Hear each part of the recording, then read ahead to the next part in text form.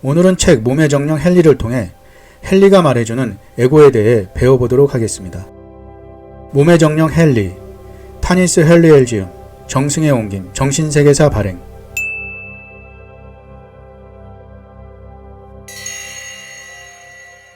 에고에 대해 더 자세히 알아야겠어요. 지피지기면 백전백승이라는 말도 있잖아요. 헨리가 나타나자 내가 물었다. 그런 태도로는 절대로 승리할 수 없을걸요? 헨리가 딱 잘라 말했다. 에고를 당신의 적이라고 생각하는 건 에고를 친구로 여기는 것만큼이나 큰 집착이에요. 중립적인 태도를 가지고 에고를 객관적으로 받아들여야 그것의 에너지를 빼앗기지 않을 수 있어요. 에고를 향한 끌림뿐 아니라 반감 역시 에고의 중요한 자양분이 되거든요. 하지만 에고가 나를 환상 속에 가둬놓고 의식을 깨우기 위한 길목에서 떡하니 버티고 서 있다는 걸 안 이상 그런 태도를 가지기가 힘들어요. 당신이 도와줄 수 있나요? 내가 당신을 대신해서 에고를 없애줄 수는 없어요. 그렇게 할 수 있는 건 자기 자신뿐이니까요. 대신 나는 에고가 무엇인지 자세히 알려줄 수 있어요. 그러면 당신은 에고가 어떻게 당신을 환상 속에 가둬놓는지 더 잘 알 수 있을 거예요. 좋아요. 그럼 그걸 알려주세요. 당신이 현생에서 하는 모든 생각과 행동, 느끼는 모든 감정은 다음 생을 프로그램할 때 기준이 될 에너지 자취를 남겨요. 그리고 당신이 환생할 때 에고는 이 에너지를 사용해서 당신을 통제하는 사념체를 만들어요. 게다가 모든 인간이 가지는 생각과 감정, 두려움과 욕망은 전부 비슷하기 때문에 독특한 개성이라거나 에고, 나라는 것은 사실상 없는 셈이지요. 에고는 당신의 욕망, 상처, 인생각본을 쥐락펴락하는 사념체들의 집합체이고 그것은 당신이 생각하는 자신의 모습을 만들어요. 하지만 여기에는 개인의 정체성이라는 것이 없어요. 당신은 자신을 독특한 개인이라고 여기지만 사실 당신이 자신과 타인의 차이점이라고 인식하는 것들은 그저 에고가 인간들을 프로그램하기 위해 사용하는 여러 형태의 사념체일 뿐이에요. 그러니 꿈에서 깨어나 환상으로부터 자유로워져야 해요. 최근의 나를 생각해보면 의식이 진화하고 있다는 느낌이 드는데요. 환상이 가득한 이 현실에서 당신이 진화할 수 있는 이유는 당신의 카르마, 의지력, 헌신, 그리고 긍정적인 태도 덕분이에요. 이것들은 더 높은 주파수의 사념체를 끌어들이고 당신과 혼의 유대를 더 강하게 만들거든요. 하지만 더 상위에 있는 사념체라 해도 여전히 환상에 불과해요. 그리고 그런 사념체를 가진 채 에고를 뛰어넘어 깨달음을 얻는다는 것은 불가능한 일이고요.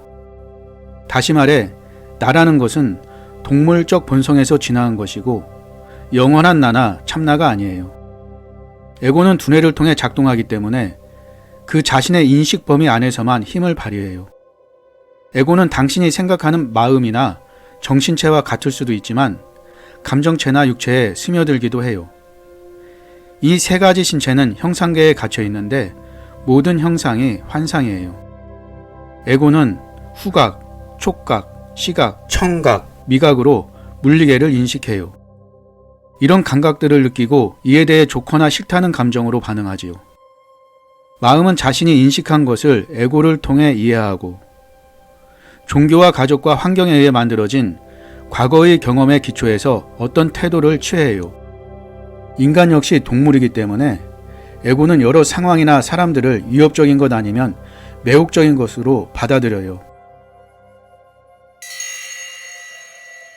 내가 에고의 귀로 듣고 있다는 걸 생각해보면 당신이 하는 모든 말은 그러면 어떻게 해야 에고의 통제에서 벗어날 수 있나요? 내가 헨리의 말을 끊고 물었다. 당신은 이미 거기서 벗어나려고 여러 가지 방법을 연습하고 있어요.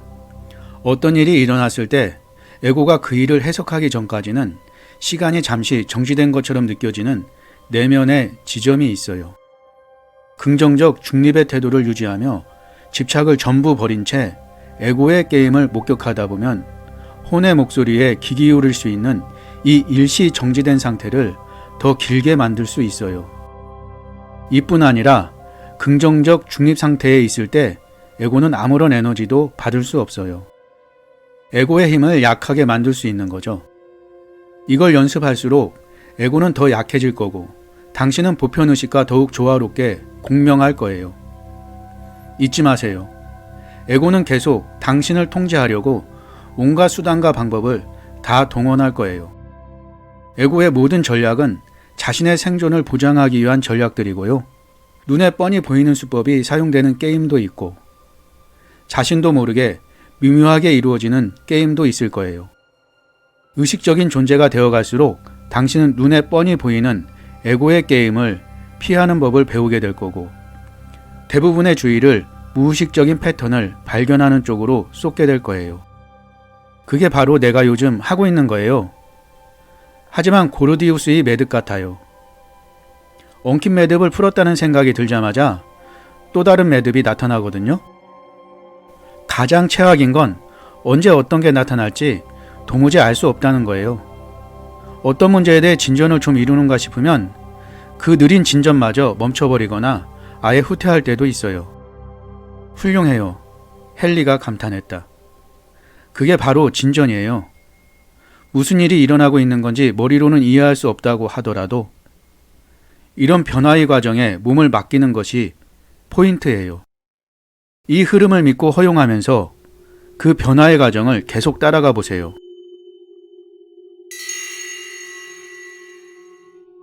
나는 양의 기운이 강하고 심지도 굳은 편이기 때문에 조금 더 부드러워지고 음의 기운을 더 많이 보충해야 할 필요가 있다고 생각해요. 내가 잘못 생각한 걸까요? 음의 기운을 가지면서도 얼마든지 에고의 요구를 거절할 수 있어요. 헨리가 단호하게 말했다. 그래도 몸의 지능과 효율적으로 일하기 위해서는 존재하기와 하기, 즉 음과 양의 균형이 반드시 필요하다는 당신의 생각은 맞아요. 음과 양은 몸 안의 전류를 만드는 음극과 양극이에요. 그리고 이것을 통해 변화가 이루어지지요. 현대인들은 양의 특성인 하기를 선호하지만 반대로 음의 특성인 존재하기에는 그다지 우호적이지 않아요. 하지만 음과 양의 균형을 맞추면서 두 특성을 고르게 사용하는 것이 중요해요. 어느 한쪽이 과도하면 균형이 무너져 긴장감이 생겨버리고 결국 육체, 감정체, 정신체의 에너지가 막혀버릴 수 있어요. 에너지가 의식과 조화를 이루며 흘러가도록 만들기 위해서는 음과 양 모두를 골고루 사용해야 해요. 내가 음의 특성을 더 발달시키면 나의 혼이 에고를 없애는데 도움이 될까요? 그래요. 헨리가 대답했다. 변화의 과정을 받아들이고 거기에 몸을 맡기면 안전, 사랑, 성공 등을 위해 고집해왔던 오래된 패턴과 집착을 버릴 수 있어요. 이런 태도가 에고의 통제를 깨트리는 거죠. 가장 궁극적인 집착은 당신뿐 아니라 모두에게 해당하는 거예요. 죽음에 대한 두려움이고 에고가 벌이는 모든 게임은 자신의 생존을 보장하기 위한 것들이지요. 사무라이처럼 에고를 파괴하거나 정신력으로 승리하려고 애쓰지 않아도 돼요. 그렇게 해봤자 어차피 효과도 없을 거예요. 에고는 당신의 생각이 만들어낸 산물이니까요.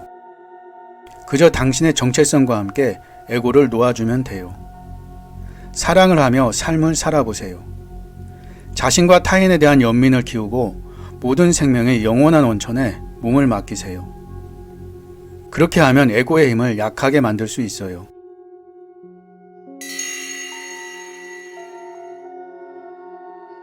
에고 성격은 육체와 마찬가지로 3차원 현실에서는 유용한 도구이지만 더 높은 혼의 주파수에서는 둘 다 사라져버린다는 사실을 반드시 기억해야 해요. 절대로 억지로 무언가를 해서는 안 돼요. 에고는 힘겨루기라면 사족을 못 쓰고 양의 감정인 분노, 자만, 불만은 그런 에고에 불을 지피기만 할 거예요. 자기완성이라는 최종 목적을 위해 꾸준히 노력하면서 좀 더 부드럽고 음의 기운에 가까운 기법들을 활용해 에고를 녹여보세요. 때가 되면 효과가 나기 시작할 거예요. 에고는 당신의 생각들 속에서 가장 활개를 치지만 사랑의 힘은 그 정신계를 초월하니까요. 당신이 말하는 사랑이란 건 무슨 뜻인가요? 내가 물었다. 여기서 사랑은 보편적인 사랑을 말해요. 모든 존재를 사랑하고 지구를 사랑하고 역사상의 모든 스승들과 성자들을 사랑하는 거예요. 모든 존재를 자기 자신처럼 그리고 자신이 모든 존재인 것처럼 사랑해야 해요. 이 사랑의 근원이 절대자이자 영원한 원천이란 사실을 보고 느끼고 깨닫는 거예요. 헌신하는 마음으로 모든 생명체를 사랑하면 가슴이 열릴 거예요. 사랑이 커지면 주파수도 점점 높아지죠. 이렇게 높아진 사랑의 주파수는 에고의 통제를 받는 생각들이 머무는 정신계를 넘어설 수 있어요.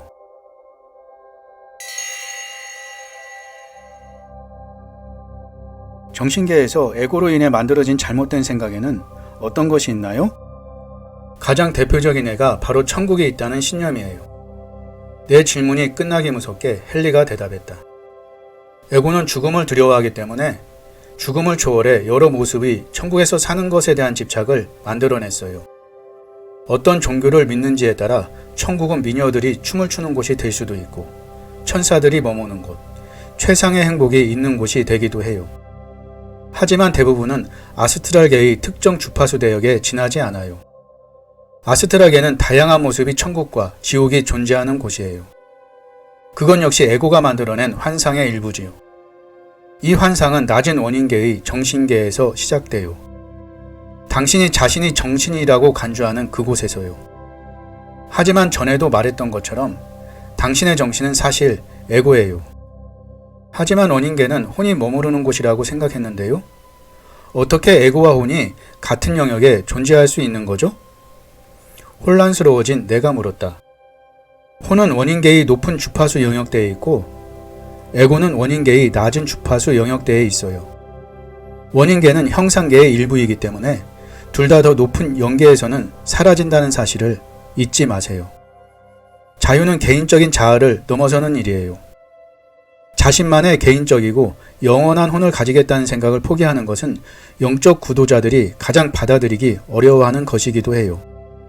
하지만 혼이 깃든 성격을 가질 수 있다는 생각이 나의 영적 여정 속에서 많이 힘이 되었는데요.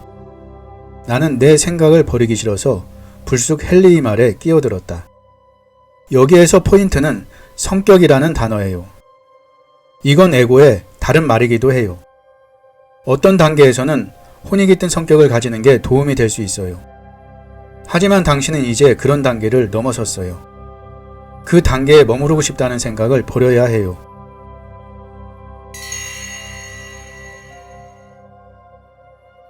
투덜대는 것처럼 들릴 수도 있겠지만 그렇게 해서 내게 뭐가 남는데요?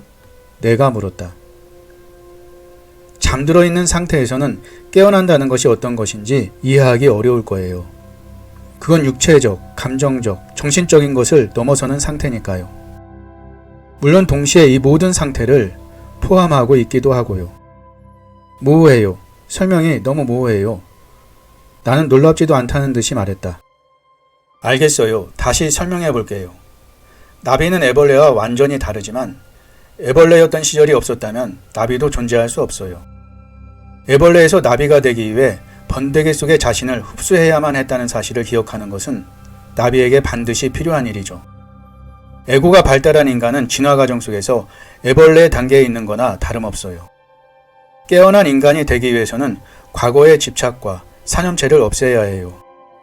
끝까지 시청해 주셔서 감사합니다. 당신이 희망입니다. 당신이 최고입니다. 구독, 좋아요, 댓글, 알림 설정은 큰 힘이 됩니다.